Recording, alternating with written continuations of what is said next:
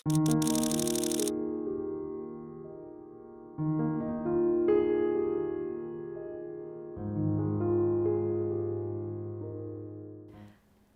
मीनू, थोड़ी और लिपस्टिक देना। पक्या धक्का मत दे रे। मैडम आ गई, चुप। हेलो एवरीवन, सब रेडी है? हेलो हेलो, हाँ जी बिल्कुल रेडी। अब शुरू कीजिए, कैमरा शुरू कीजिए। Camera is already on. आप सबके नाम क्या है? आप अपने बारे में कुछ बताइए ना। मैं बताती हूँ ना।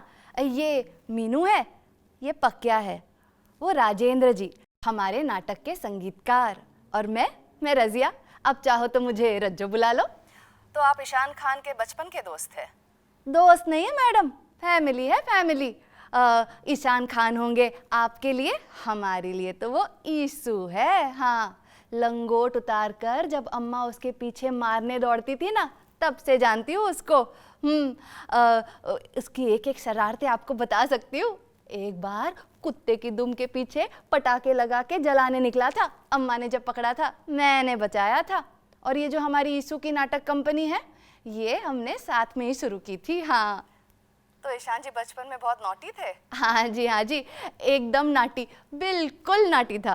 कुछ और बताइए ना उनके बचपन के बारे में, ईशु की नाटक कंपनी के बारे में। मैं बताती हूँ ना, मैं बताती हूँ। मैं 6 साल की थी जब मेरे अब्बू मुझे अम्मा के यहाँ छोड़ गए। अम्मा मतलब ईशु की माँ। हाँ, तब ईशु 8 साल का था, और बचपन से ही ईशु ना एकदम ड्रामेबाज था। हीरो बनने का शौक था उसे। अगर कोई किरदार एक बार ईशु ने निभा लिया ना स्कूल में, तो आज भी कोई बच्चा अगर उसके करने की कोशिश करता है तो मास्टर जी कहते हैं, भाई ईशु वाली बात नहीं थी, थोड़ी और कोशिश कर लो।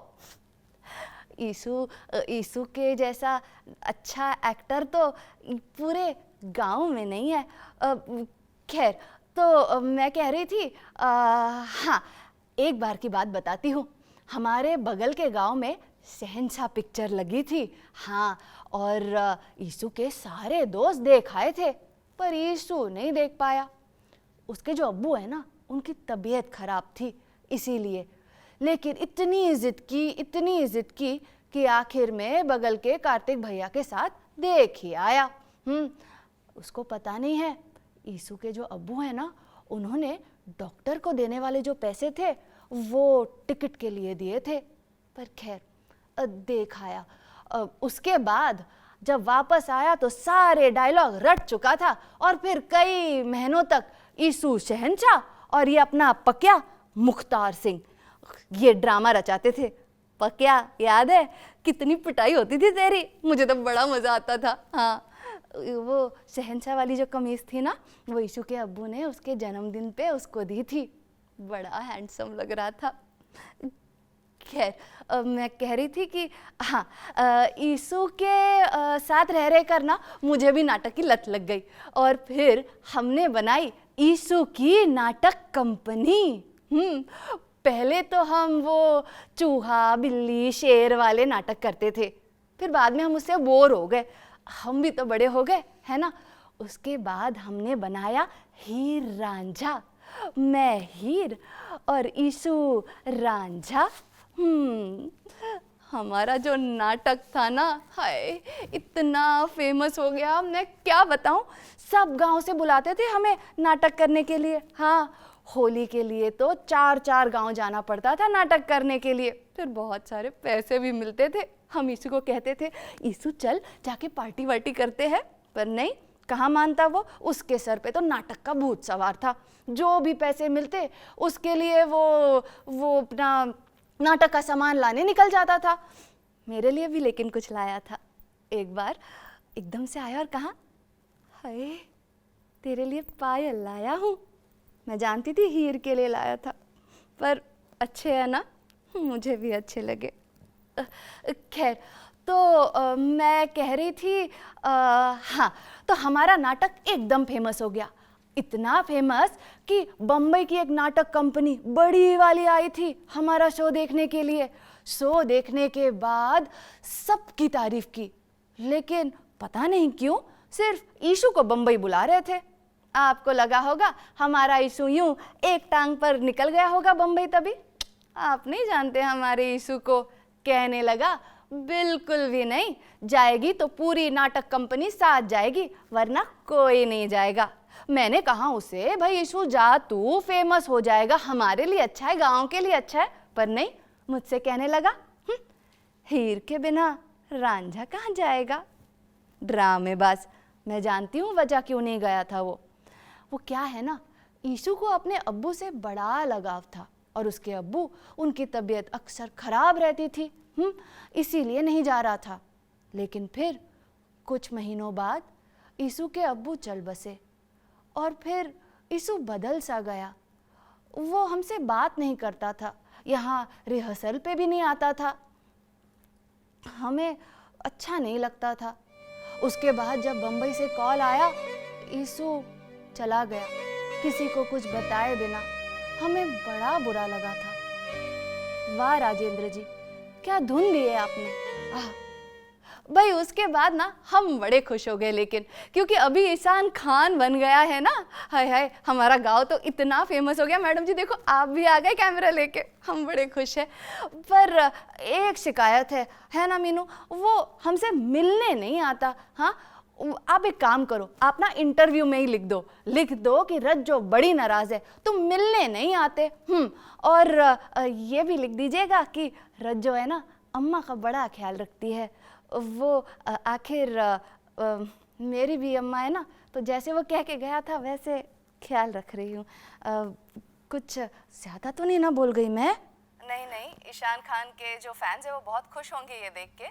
बस अब एक आखिरी सवाल, ये जो ईशान खान और रक्षंदा जी की शादी हो रही है उसके बारे में आपका क्या ख्याल है? आप सब खुश तो है ना रज्जो जी? ऐसे थोड़ी ना करता है कोई शादी वादी। आपको कुछ गलत फहमी हुई है, मतलब हमें बताए बगैर बुलाए बगैर थोड़ी ना करेगा कोई शादी। मीनू बोलना, बोलती क्यों नहीं है? रज्जो तुझे नहीं पता, कर रहा है वो शादी। हाँ, हम सबको पता है। अम्मा को तो उसने बम्बई भी बुला लिया, अम्मा ने तो बैग्स भी पैक कर लिए होंगी। तुझे किसी ने नहीं बताया? अरे रज्जो, अरे सुन, अरे भाग का रही है, अरे अरे लग जाएगी तुझे, रुक जा। अम्मा, अम्मा। अरे यहाँ बैठी हूँ, चिल्ला क्यों रही है? अम्मा तू बम्बई जा रही है, बाहर जो बैग रखी है वो तेरी है ना? यीशु के पास जा रही है, रज्जो को भूल गई? पूरा गांव जानता है अम्मा जा रही है, रज्जो ही नहीं जानती, सब हंस रहे रज्जो पे। अरे अब यीशु ने बुलाया तो जाना ही पड़ेगा ना। आहा, बड़ा आया यीशु। जब उसको हीरो बनना था, अम्मा का ख्याल रखना था, तब बड़ा रज्जो रज्जो करता था, और अब सब भूल गए रज्जो को। जाओ, मैं बात नहीं करती। अरे सुन तो, मैंने कहा ना मुझे बात नहीं करनी। अरे रज्जो, अम्मा बात नहीं करनी। अरे रज्जो शांत हो जा, मेरी बात तो सुन। रज्जो बिना अम्मा जाएगी क्या? हाँ, बाहर जो बैग रखी है उसमें तेरा भी सामान है। हम दोनों जा रहे हैं यीशु के पास, बम्बई।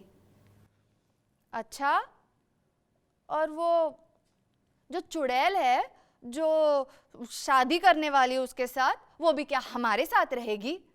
अरे पागल है तू, इतना भी नहीं समझ पाई? वो यीशु की नाटक कंपनी है, तंग कर रहे हैं तुझे। तेरे रांझे पे तुझे इतना भी भरोसा नहीं रहा? आया है तुझे लेने, छत पर सोया है। जा, हर होली की तरह पानी डाल के उठा ले उसे, लेकिन फिर मारने आएगा ना तो अम्मा पास ना आना। हाँ, अब शर्मा क्या रही है? जा। अम्मा तू ना बड़ी नाटी है। यीशु ये सारा जो नाटक है ना वो तुझसे ही सीखा है। जा रही हूँ उसकी खबर लेने। और